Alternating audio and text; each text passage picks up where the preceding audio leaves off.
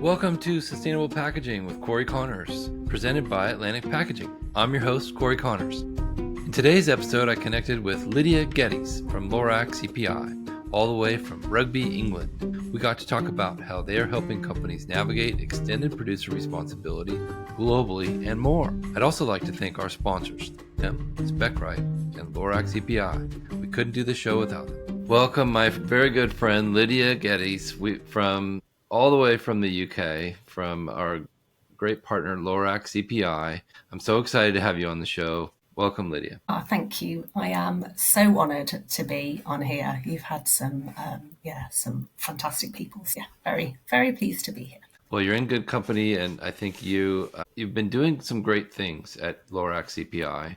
It's an incredibly innovative company, and you're one of the leaders in extended producer responsibility reporting and data management and all those things that people are really nervous about because the laws continue to change daily, as we all know, globally. But before we get into all the cool things that Lorax EPI does and you do, let's talk about your background. How growing up in England in a small community there kind of prepared you for this kind of a role? Well, I would say I'd never worked in the environment industry before. I went to school in my local town, Rugby. I went to an all-girls grammar school just a few years after Michelle went to the same school, my manager. So that was an interesting environment, obviously going into a all-girls school. Less distractions, I suppose, but maybe some other challenges. But it was a great schooling. I did my GCSEs and A-levels, which is the kind of the route here. And then I went over to Warwick University to do sociology and gender studies. So really interesting degree, didn't lead me to any career at all. So I kind of jumped out and just tried to find a job, as most graduates do, and ended up working in recruitment, ended up there for kind of 10, then went to be a wedding coordinator. I had a real 180. It was the natural progression, clearly. I'm quite creative, so it was a good route for me. But then like COVID hit, so there was no need for wedding coordinators when you couldn't have a wedding.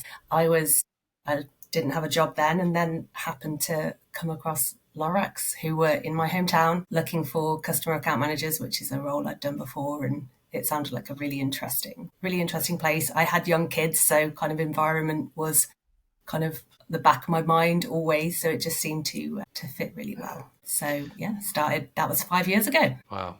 It's incredible how COVID has changed the trajectory for so many people. Yeah. And frankly, the whole world really just kind of had a reset. And it's fascinating to hear kind of there's a pre-COVID and then a post-COVID life that most people have.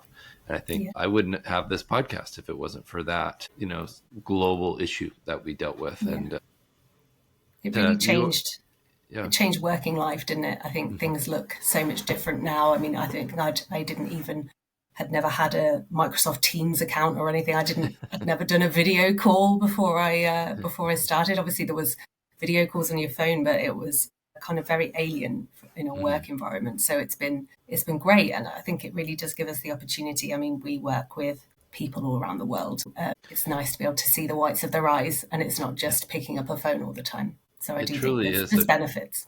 Global economy and what you're doing is such a global issue. Let's talk about Lorax EPI. What is it? What do you do there? Why are you and how did you become one of the leaders in the industry? So we have worked within product stewardship for the last 11 years. Our co-founders, Michelle and Dave, had worked within regulatory and kind of software for a very long time before that and set up on their own. So really to become a absolute subject matter expert on extended producer responsibility, product stewardship, but doing it from a tech point of view and also doing it from a global point of view. So we have worked out of our Rugby office since then. We've moved a couple of times, and we merged with a business called EPI, who are American based and had worked again within kind of regulatory for a long time prior to the acquisition. So we now service customers globally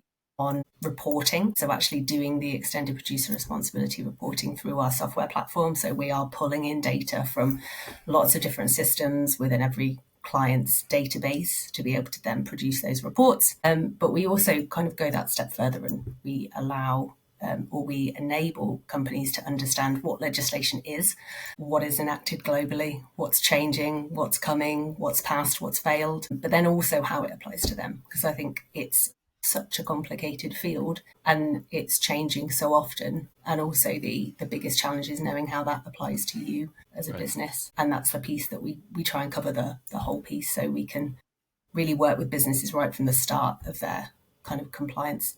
I hate the word journey, but journey. And then. Hey friends, we are going to take a quick break to thank our sponsors. Please be sure to support them. Are you shipping with recycled corrugated?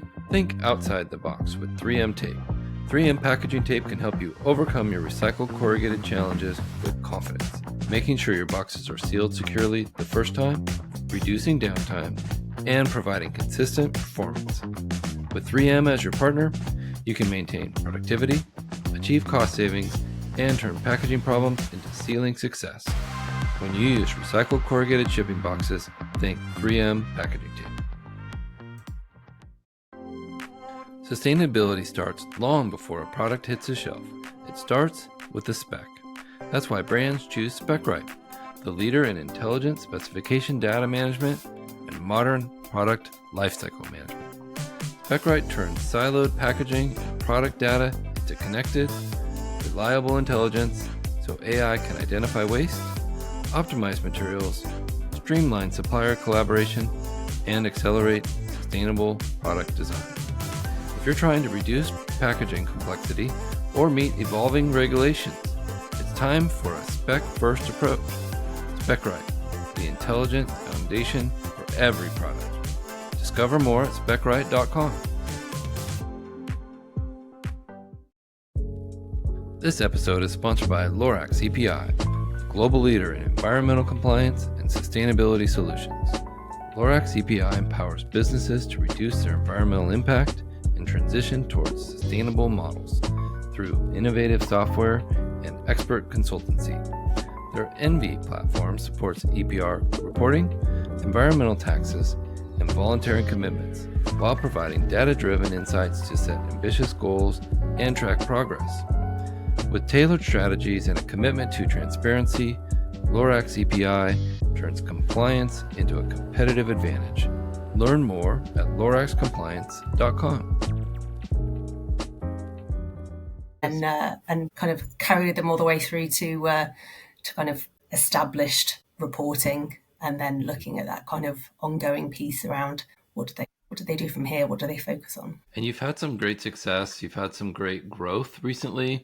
I think it has a lot to do with the way that you work with your clients and the way that you handle you make it so it's not easy, but it's so much simpler, so much easier than it used to be for them. I think we certainly need to commend you for that. I think it's absolute collaboration with the clients, though. I think we work with such a broad spectrum of businesses, and some businesses we go into and they've got dedicated sustainability teams and they've got a product design and operations. Everybody is involved in it, and it really, we become embedded within like an ecosystem, the team. So we become embedded within that complete team. Others are coming to us and it's the kind of hot potato that nobody wants in the business, and everybody's kind of passing it on and nobody can manage it. And then we also then take off, we become that team for them. So I think it's changed over the years of what's been needed, and I think because we manage everything ourselves and we create that report ourselves, and we've created this software platform, we can be quite adaptive. We've not got anybody else we're answering to. We're just the data geeks that are making things that our clients need. Well, what an important and valuable team to have added to your customers group. You're exactly right. A lot of people didn't know what to do with extended producer responsibility. Where does this fall? Is this a marketing issue? Is it a operations issue? It was a challenge, and now people have extended producer responsibility, dedicated teams or people on their which is a new job, sustainability manager, sustainability director. These Absolutely. People that you're working with are oftentimes didn't work at that company a year before, or worked in a different aspect of the company. So I think that's really insightful that you're saying, this is a new thing. This is something different that we've talked about. But I did want to talk about kind of how the landscape has changed in extended producer responsibility over the last year. Things are totally different today than they were a month ago. Absolutely. I think we've seen obviously the most amount of change in North America. We've had the introduction of EPR, and we've done reports now in Oregon and Colorado and California, with 4 more states due in May. So it's been fantastic to see it go across the pond, because I think it's been talked about for such a long period of time, and it's great to see it established. And we've got things like the Canadian Federal Plastics Registry, which is a completely new style of report where companies are needing to report on not only the packaging they're placing on the market, but also the plastic that is in the product, and actually how much total plastic's coming on. So I think there's lots of change, but with that change, it's been complicated for clients. I mean, we historically have always worked with businesses that tend to sell lots of products into lots of different markets. In Europe, EPR it's not new, but the complexity is growing. And now we're also working with so many more US-based businesses because of this new legislation. This is something companies didn't need to think about, the total materials that they were placing on the market and how data was broken up before. So we're having to really establish that knowledge with customers, because this is new and it's constantly evolving. And as you said at the beginning, changes every day, every week, every month. Yeah, it's fast moving, and it's an absolutely exciting industry to be in at the moment. And I'm sure in another 2 years' time, it's going to look completely different. So yeah, I think we're all job secure for a while. Well, you're exactly right. And I think it's an important point that you're making, that you've been doing this in England for a long time, and in Europe and even Canada and other places around the world have been doing this for many years, sometimes even decades. And here in North America, we're saying, oh, wait, what is this? And you and I and Michelle and all your team have been talking about this for years and years at events and different things. And companies are saying, oh, well, we'll deal with that when it comes. And now the answer a lot of people assumed it never would. Right.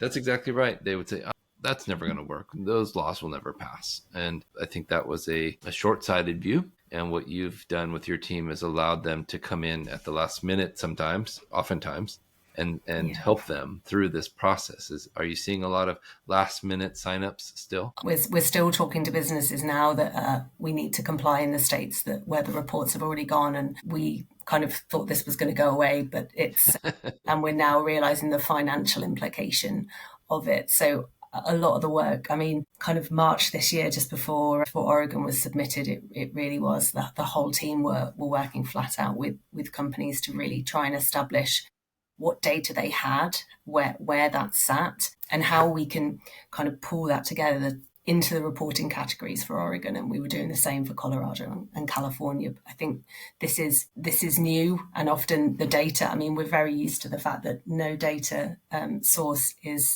contains everything. Normally we're having to kind of piecemeal things together, but this was really going back to the real ground to work out what do you have, right. How can we formulate that into a kind of methodology, and doing a lot of work around kind of estimated data where things aren't available. So right. Yeah, lots of last minute pieces, but I mean, again, the goalposts were changing quite a lot at the time, so I sympathize with people. And the team did work some long hours though this year.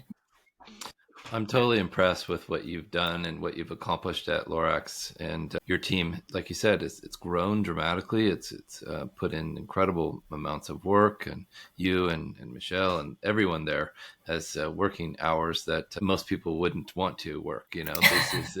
But commend you for your effort and for putting in that kind of service to your clients. You've mentioned data a few times. I want to talk about that, because I think that's like the most important part of all of this is, for sure, how do you gather the data? What's the secret? How can we tell our clients, your clients, what they need and what's needed when they come to you? Yeah, it's an understandable question, because the trickiest part of EPR is that no one scheme wants the same data as another. And we've seen that absolutely in Oregon and Colorado and California. I mean, there were some similarities with Oregon and Colorado for sure, but the breadth of data needed to accurately report can be quite, not apprehensive, intimidating. So the breadth of data that you need can be quite intimidating. So what we do with clients is we really look at, first of all, we tend to do a data screening exercise where we're really looking at, okay, what do you have? Let's look at that in relation to the products you sell, because you really want to be gathering as broad a pool as data as you can. And especially if you're going out and doing data collection exercises, you don't want to have to be doing this 6 months later because you've realised that you haven't got PCR content or you haven't got information with regards to the colours. So we really look at it from a parameters perspective, looking at EPR reporting as a whole, rather than looking at the specific scheme requirements, because that's where you can start then going down a rabbit hole of I've just got an Oregon data set, but actually now when I'm trying to do my Colorado report, it's really difficult. So I would say you need to be as broad as you can with the data that you collect. And when we're working with clients where they are starting from scratch, absolutely focusing on top selling products, the suppliers that are providing you with the most amount of data, because you want to go out and collect as much data as you can that's going to impact your total classification figures. So it's a lot of work for companies, especially when you're not necessarily just considering your primary packaging as well, because we work with a lot of businesses where they've probably got a very good picture of actually the packaging that's immediately going around the product, but actually how that's then reaching a customer is a piece that can be unknown, especially when you're selling through distribution channels or you've got an e-commerce platform or you're not the person that's passing it on to the final customer. So it's also being able to have a picture of how does that end up with a customer, what shipping, what e-commerce, what extra pieces of packaging are you adding onto it. And that's where often you're having to go to multiple sources. You might need to go to your distribution center, you might need to go to your primary packaging supplier or your pack filler. So it's a puzzle, and a lot of work that we do is around trying to really untangle that and get as much breadth of data as possible to allow reporting now and in the future. Great point. Not just today, but the potential of future reports and then changes to EPR. For sure. New states coming on. Eventually, there may be 50 states in the U.S. that require different things. God, don't. I know that's a scary thought, but it's certainly not easy today with just 7. And like you said, California, Oregon, Washington, these states they're different. Colorado. For sure. And we need to be ready for them, which is why it's so valuable to partner with a team like yours. I did want to congratulate you. I had the pleasure of going to Rugby England to your grand opening for one of your new floors. And now you are announcing that you're taking over the whole building, which is so exciting. Half of the whole building. We've got an office on every floor, so we will have 50% of the offices. But it's fantastic. It's well needed. We have this quite complicated desk booking policy, and people have to jump in where they can. So it will hopefully alleviate some of that. Good. It's a beautiful building, beautiful town that you live in. I would say, would you call it a town or a village even? No, it's definitely it's a town. There's a lot of us. But it's a big place, and it's a beautiful place, and I'd highly recommend to any of your clients to come by for a visit, because it's worth the trip. Yeah, it's nice to have an office now. We have had clients to the site. It's nice to have a nice site for people to come in and see and meet us in, because face-to-face meetings are always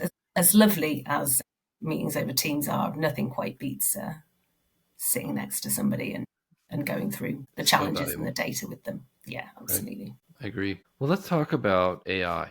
A lot of companies are coming out with these new AI-powered platforms that just with the push of a button say that they'll solve your EPR reporting issues. Why is that a dangerous way of thinking, and why is Lorax such an improvement to that? So I think with AI, it absolutely has its place. It's a great tool. I use it on a daily basis for some marketing pieces, but when it comes to EPR, it's so nuanced, and how the legislation applies to a business can be very different from one company to another. So I think AI is often going to tell you what you thinks you want to hear, and it can mean that you're often led down a rabbit hole and come to conclusions that aren't necessarily correct. And that's because basically the only information AI has to go on is a computer. A computer doesn't know what has come before, what other companies in the industry are doing. They don't know what's happened at a conference last year or the webinar that you've sat in with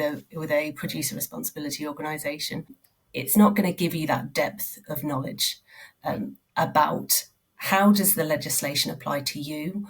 How do I need to manage that? What has been done before? What do we anticipate coming next? And how does that apply to me? So I think we don't go down the AI route because we've got a fantastic team of consultants and policy analysts and researchers and data analysts who have all worked within the industry for years and have a very fantastic knowledge of global legislation and reporting and what that looks like. So I think we are very lucky in the fact that we can call upon all of our resources that we have. I mean, there's almost 80 of us in the business now that have all worked within EPR for a fair amount of time. So I think that's where our benefit is over an AI tool that's only going to give you a very kind of two-dimensional view of a legislation that you can't often prove or disprove. So that's why I would obviously veer towards using a company like us over an AI-based tool. Yeah, well said. There's so much experience in your building, and you've got, like you said, 80 or 90 people there, which is incredible. But that's what it takes you have analysts that just analyze Canada, and just this. Sure. I was so impressed. Aaron's busy. That. Yeah.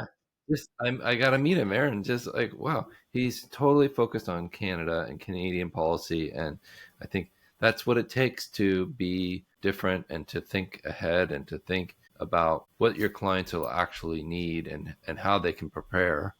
Yeah. What an incredibly valuable partner you guys are. I think it's also absolute testament why we speak to businesses that are struggling with one person in a sustainability department trying to understand how this legislation affects them. I tell them, I was like, there's 75, 80 of us, and it takes all of us to understand how this legislation is going to apply to your business. I can completely empathize with people that are coming to us to say it's a lot, and I need some help with that. So I wanted to ask your advice. People like me in the industry that work for a company like Atlantic Packaging, what should we be telling our clients other than, hey, go work with Lorax EPI? I mean, what? You should be giving them sympathy. Yeah. I think to understand that there's resources that can absolutely support and do guidance.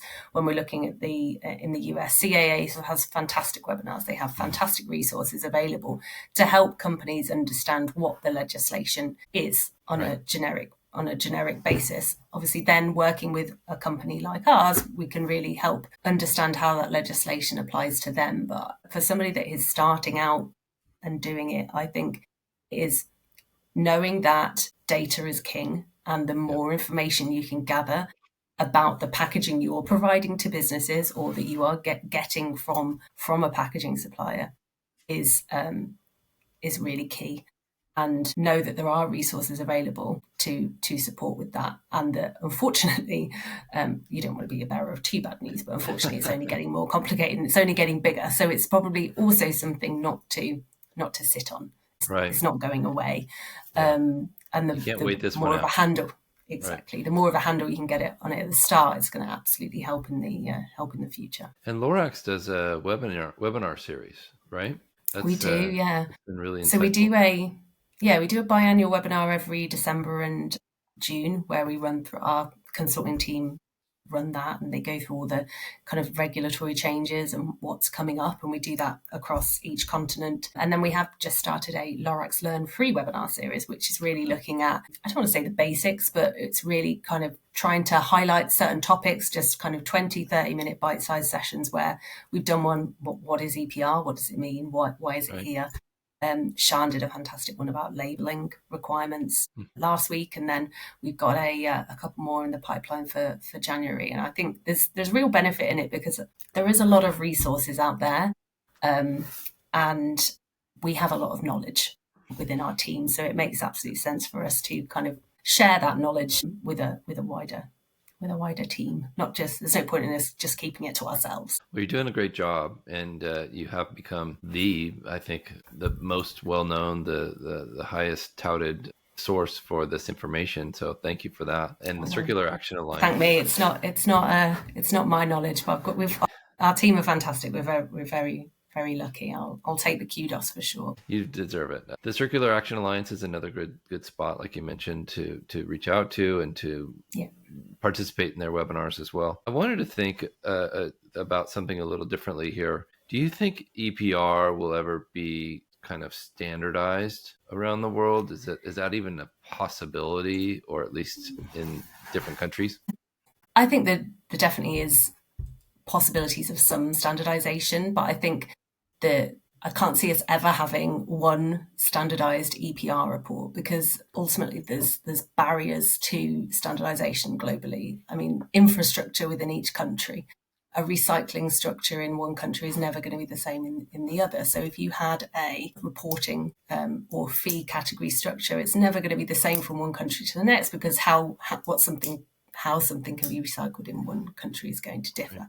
We have things like the PPWR in Europe, which is upcoming, and that's the packaging and packaging waste regulation. That is absolutely going to provide standardization for certain topics, things like labeling, which is going to be a massive help to businesses, maybe just the standardization of what labels need to be put on materials. And again, there will be some standardization with regards to reporting frequencies or reporting categories, but I can't see a time when every government decides that they're happy with the same taxation system. So I don't think we will see a standardization of EPR. It doesn't mean there won't be common themes. And I think a lot of the work that we do with customers is we're often working with businesses where they're not just reporting in America, or they're not just reporting in Europe. They have this global footprint. So it's being able to know that actually the eco-modulation in France, we've seen that it's growing, it's complicated, expected to come across to the US. Obviously, we've got the Colorado eco-modulation coming up, and it's providing that guidance to say, okay, well, this is what eco-modulation looks like in France. It's not going to be the same as Colorado, but this is the type of information that you're going to need. So there are similarities. Yeah. And I think when you work with a company that has a global footprint, we can absolutely help kind of shine a light on where those similarities are and make sure that you are being able to accurately report regardless of the jurisdiction. Right. I think for a company like ours, we have a software that automatically calculates and dissects the data to each reporting platform. So it doesn't theoretically matter to what the businesses that we work with, whether there is the same report in every market or a different one, because it's our responsibility to create that report.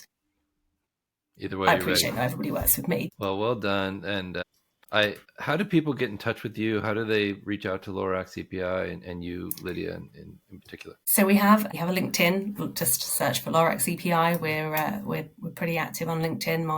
My marketing guy Josh keeps the page really busy. Otherwise, it is just reach out by email. I am lgeddes@loraxcompliance.com, or there's an info@loraxcompliance.com, or you can just go on loraxcompliance.com and reach out to us there. I'll put all those links in the show notes. So if you're listening, you can just scroll up and you can click on those there. Easy to reach out to Lydia and her team at Lorax EPI. Lydia, thank you so much for being on the show. You're a wealth of knowledge. I appreciate your wisdom, and it's been fun. Yeah, it's been really fun. Thank you so much for having me.